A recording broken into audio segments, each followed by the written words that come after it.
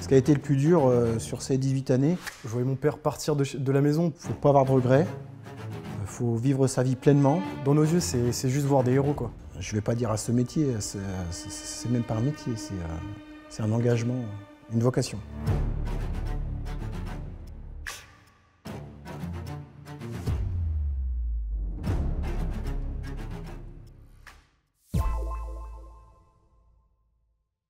Bonjour. Bonjour.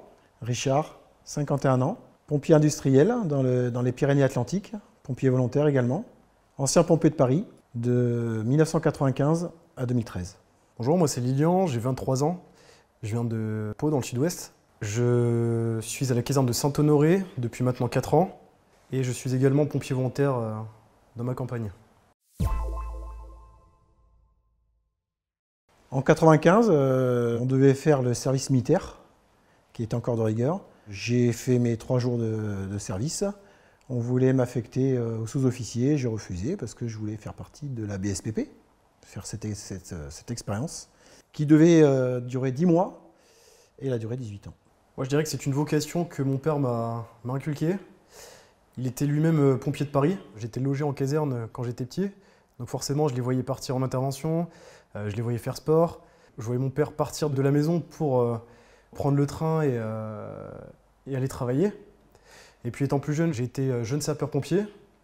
Et à l'issue de l'examen, je suis devenu pompier volontaire. Et par la suite, à mes 19 ans, pompier de Paris.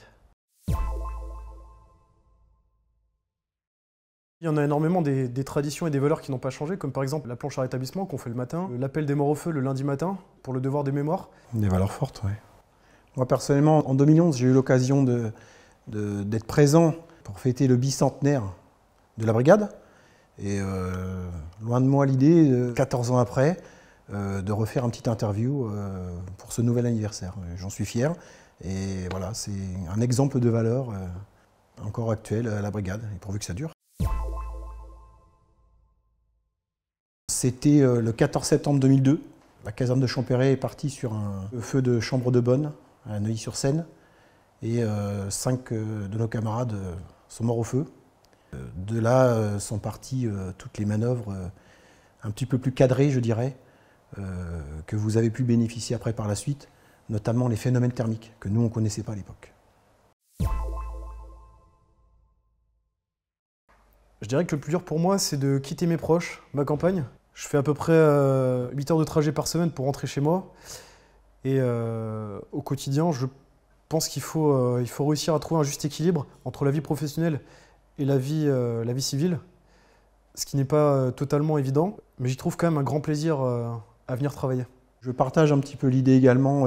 Ce qui a été le plus dur sur ces 18 années, c'était d'apprendre le métier, de le faire au mieux, d'essayer de ne pas être jugé, parce qu'il fallait être bon dans la totalité des domaines, que ce soit le secours à victimes, comme on l'a dit précédemment, les incendies et quoi. Le sport également. Et bien sûr, sans fausse note, il fallait avoir à apporter une petite touche personnelle de sympathie, d'humeur, et surtout de cohésion, je dirais. La vie va très vite, il ne faut pas avoir de regrets, il faut vivre sa vie pleinement et agir avec sincérité et avec amour. Et ça se passera forcément bien. Demain, si j'avais un fils qui était pompier de Paris, je lui dirais de foncer. Je le préviendrais de tous les risques possibles, évidemment. Mais je l'aiguillerai au mieux, j'essaierai de l'aider. Et dans tous ses choix de vie, je pense que je le soutiendrai quoi qu'il arrive. Est-ce que c'était mieux avant? Pas forcément. Ce qui se faisait avant n'est plus forcément applicable aujourd'hui. J'ai fait partie de la génération qui a vu arriver les premières femmes. Au début, c'était pas simple pour elles. Et pourtant, pour moi, c'était nécessaire, dans une certaine complémentarité. Je peux penser également qu'avant, on était beaucoup plus de postulants, parce qu'il y avait les appelés également. Et de ce fait, l'instruction était beaucoup plus rude. Ils pouvaient se permettre certaines choses qui, et heureusement aujourd'hui, ne sont plus acceptables et acceptées. Je pense que ça va dans le bon sens. J'ai fait 18 ans de pompier de Paris. Pendant cette période, j'ai eu 3 enfants. J'ai toujours voulu qu'ils fassent ce qu'ils veulent dans leur vie, simplement qu'ils soient heureux. C'était ma seule condition.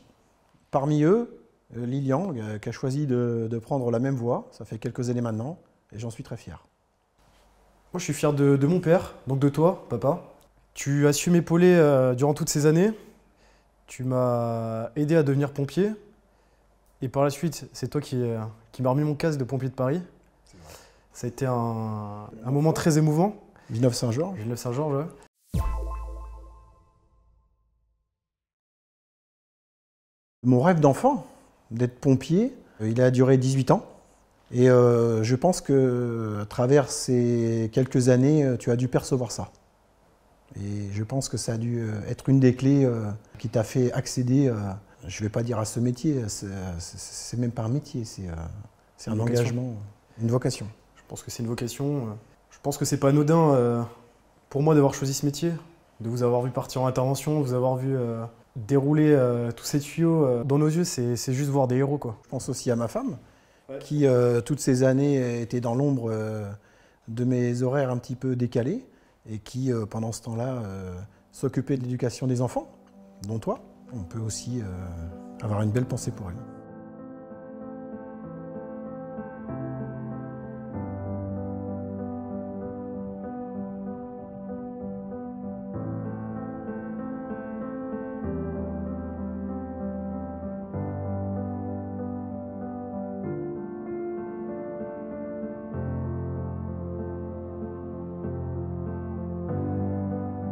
Je m'appelle Richard, j'ai 51 ans, papa de 3 enfants, Erwan, Cléa et Lilian, mon fils. Je suis fier de toi, Lilian.